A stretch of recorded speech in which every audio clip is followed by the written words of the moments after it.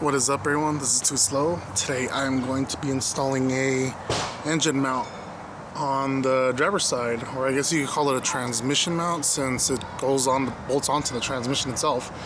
But about like 2-3 weeks ago, a week before NorCal meets SoCal, the meet, I noticed it was vibrating a lot, really bad. And first of all, sorry for the wind noise. If there's gonna be like a lot of wind noise on this video, I don't know. It's very windy today. There's a party going on a house down for me. They're playing a lot of music, so if I have to edit the audio out to prevent copyright from YouTube, I'm probably gonna have to. Don't want to get the video demonetized.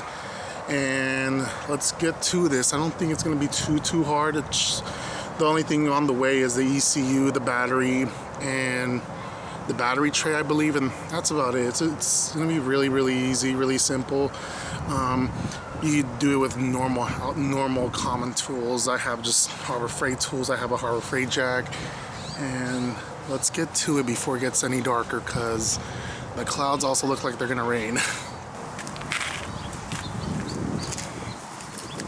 Got this engine mount off eBay. I did pay a little bit extra, but there was no Celicas at the junkyard, and I probably paid about $10 more than what I would buy one at the junkyard. So, hey, ¿qué pasó? ¿Qué estás haciendo? ¿Cómo se le llama? Engine mount? Oh. El monte del engine. Oh, sí. Ya está vibrando mucho, so se lo voy a reemplazar ahorita, y estaba haciendo video para YouTube. Oh. Yeah. Sorry about that. I am a very nice person. I talk to my neighbors. I try to. I don't want to get on anyone's bad side. I really don't. So those are 210s. Put them back. Actually, disconnect your battery first.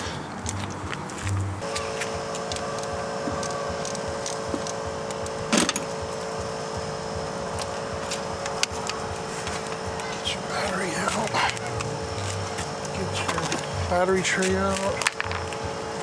Let's see what else is in the way.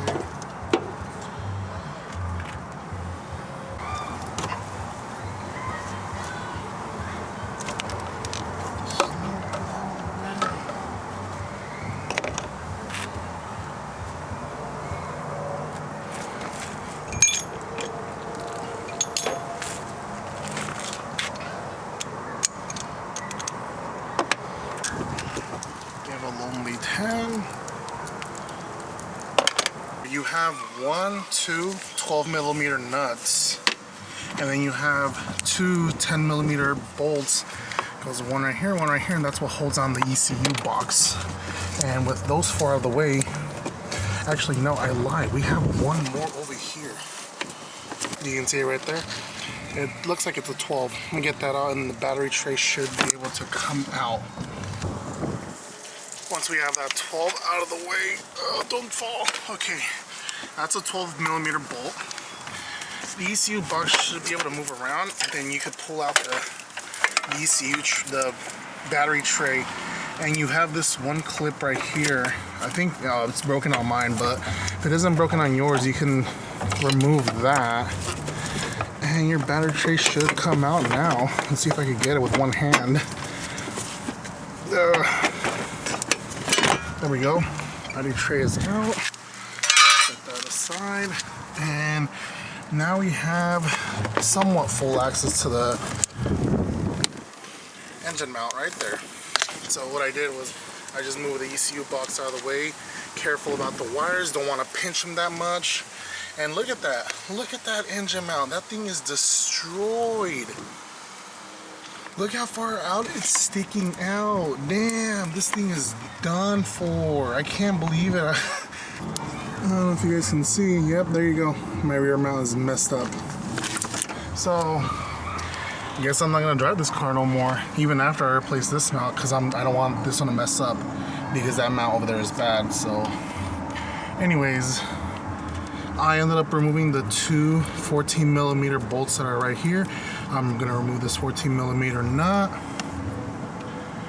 and should get it out. I'm gonna need to use an open end wrench to get this one out. See if it's in there. Gonna get this one out with an open end wrench. Had to raise up the car with the scissor jack because my Harbor Freight jack will not go under there. Now it does. What I'm going to do is I'm going to get it on the transmission pan and lift it up a bit so that I can be able to uninstall that mount. Got the engine mount bolt and nut out. Set that aside. Let's figure out how we're going to get this destroyed engine mount out. So I'm going to get that open end wrench and get that one that's right here.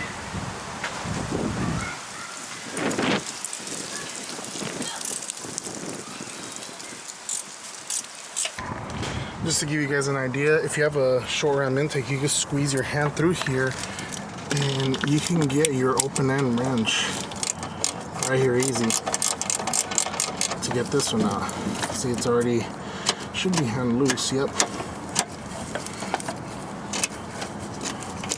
Come on, come on. Sorry again for the wind noise, but it is really windy today. Oh, there goes my bolt, it fell down. Set that aside. Let's recover that bolt. Where is it at?